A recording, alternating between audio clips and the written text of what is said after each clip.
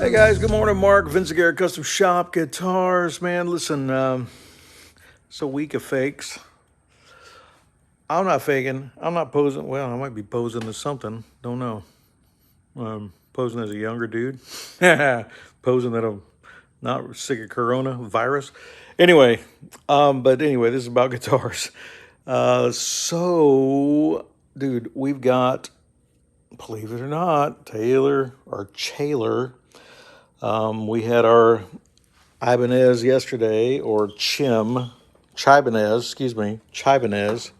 I'm going to do this with one hand and I'm not going to scratch anything. So at first glance, you're like, hey, man, pretty cool Taylor. Nice. It's nice and light. Let me get it up here on the bench. Sorry. It's nice and light guitar. So you're really kind of thinking, nice spruce top. Nothing overly thick, and inside is really clean as far as what you'd expect to see. No glue oozing out. Thicker bracing than I would expect, but again, inlays are not those plastic ones. They're decent. So there's nothing to really so I take all the measurements off the guitar. I'm supposed to de-string it down. The guy needs a super, super low action because something happened to his body to where he can't tolerate playing, and we're just trying to make it as light as possible. So I'm like, hey, man, quality Taylor, not a problem. So I wonder if I should put why not? I'll put my little face in the corner there. So anyway, long story short, I write everything down. Didn't realize when I was writing it down that this is a 900 series, right? So 900, I just didn't, it's a 916 CE. It didn't even click in my mind because I'm not, I don't own a Taylor. I've worked on several. Boy, y'all are looking at my mess. Look at that. Got my mask handy just in case because I want to breathe safe. Anyway, let me flip this around. You can look at the guitar in a little hole instead of my messy workbench. Anyway, when I took the saddle off, I noticed that it had that kind of pickup that has the copper braided, the whole thing is a copper braided wire. Well, I guess the piezo's are inside of some copper braided sleeve. It looks like a wire sleeve that's flattened out. And that's normally characteristic of just the cheapest of cheap pickups. And this one has a Fishman system in it, which also didn't strike me as funny, because it's got the blender, the mic blend. I'm thinking, at first glance, I'm like, okay, but it took a while for me to realize that, wait a minute, these guys, anything above like a 300 series, I think all comes with that expression system. I don't even know if you can get them with a Fishman. Anyway, long story short, things started one thing after the other, and feeling the fret edges. I'm going to flip back around now. Feeling the fret edges, I'm like, well, there's a little bit sharp, lack of finish. That's not exuberant. I'm like, okay, let me Google this thing and see what does a 900 series go for? And they're $4,000. I'm like, okay, there's no $4,000 guitar that's going to have sharp fret edges. So I went ahead and rocked the frets because my mission is to get the low action. And I'm getting rocks everywhere, and I'm like, oh, crap. So anyway, long story short, she is a fake. The clincher, and y'all will get a kick out of this, I think, is I'm studying the tag, trying to find out something I wonder if I can get past the strings as far as the focus goes. Come on, man. Hey, you can tap on the screen and do that.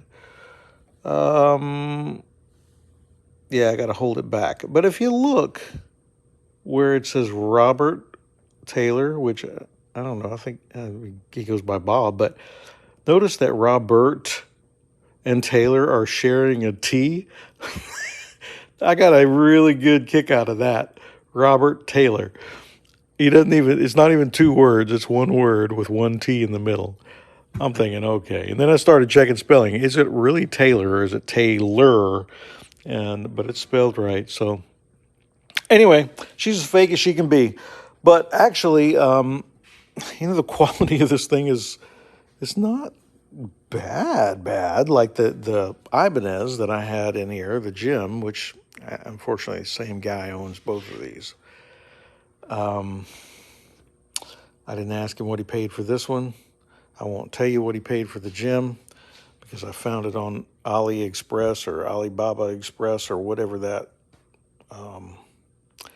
I did notice on this A tuner when I was tuning it up that it had a catch in it.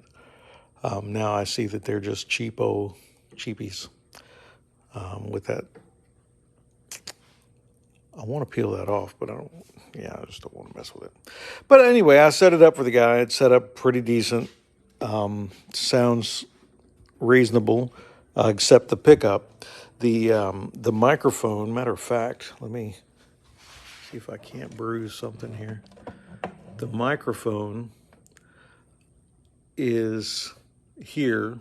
I don't know if that's a Fishman thing. I doubt it. But it is unusable completely.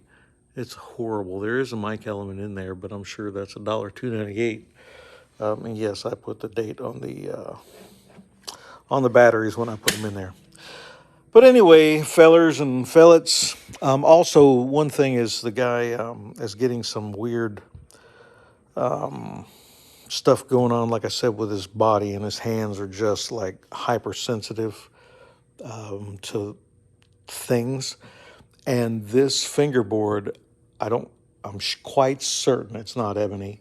It's probably some cousin of the rosewood family that's hyper dyed black, and his hands were black, and he was really freaked out because he was thinking it was some kind of bruising.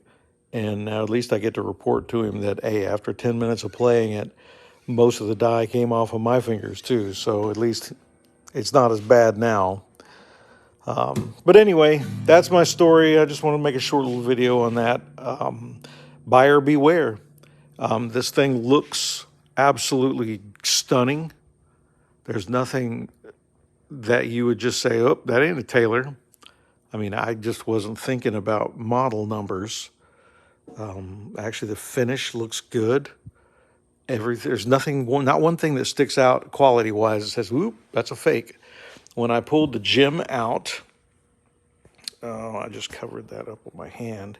When I pulled the Jim out of the case, it was apparent, and I've only held a couple of Ibanez Jims in my hand, but it was apparent the second that I pulled it out of the case that it was an imposter. It was just too many things, and I did another little video on that. I'm not going to post these up until I've already discussed the Ibanez with the owner. He understands what we're up against. Matter of fact, I did not work on it, not because I have some moral obligation to, call out a fake. I am calling out a fake, and I'm definitely going to tell the guy it was a fake. Matter of fact, when he dropped it off, I told him I suspected strongly, strongly. But I said, it's like with any other cheapo guitar. If you get a Fender Squier, you understand that's a $250 guitar, and there are things that inherently come with a $250 guitar that are obstacles that you have to jump over. Fretwork, playing conditions, cheap hardware, tuners, all that kind of stuff.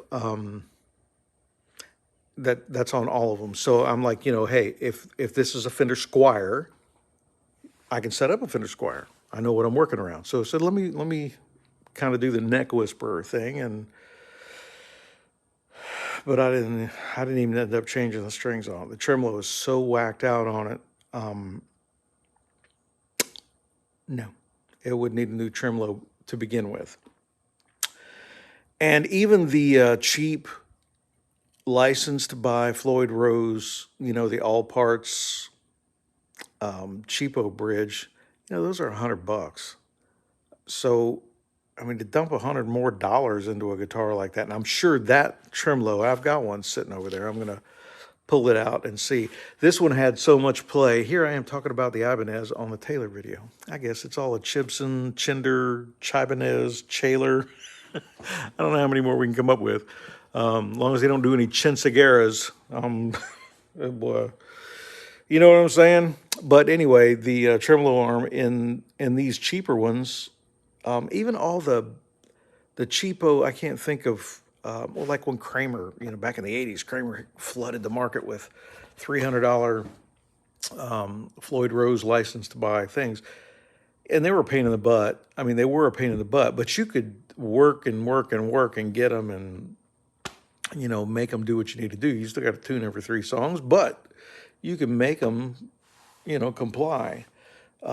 This one, the bar is so loose inside where when you stick the bar down into the body of the tremolo and tighten the thing. First thing is you couldn't tighten the nylon insert, wouldn't get tight enough to even hold the tremolo arm in any position. And when you did finally get it that tight by fingers, it was so tight that you couldn't really untighten it. And it still wouldn't hold it in position. And that tight, the bar, when you would move it, still had this before the trim would move. So even trying to do these pretty little, not the wanger bar stuff, but just the little vibrato stuff, you'd hear this dig, dig, dig, dig, dig, dig, dig, through these hyper microphonic pickups. D Marzios. Anyway, I turned this 5-minute video into an 11-minute video. Sorry for your luck. Thanks for watching. I appreciate y'all hanging with me and just letting me rant during the COVID-19. Like y'all got something better to do, right? Except go hunt toilet paper, maybe. And if you find any, let me know, because it's getting slim pickings around here, too. All right, peace. Mark Vinciguerra, Vinciguerra Custom Shop. Out. Buyer beware.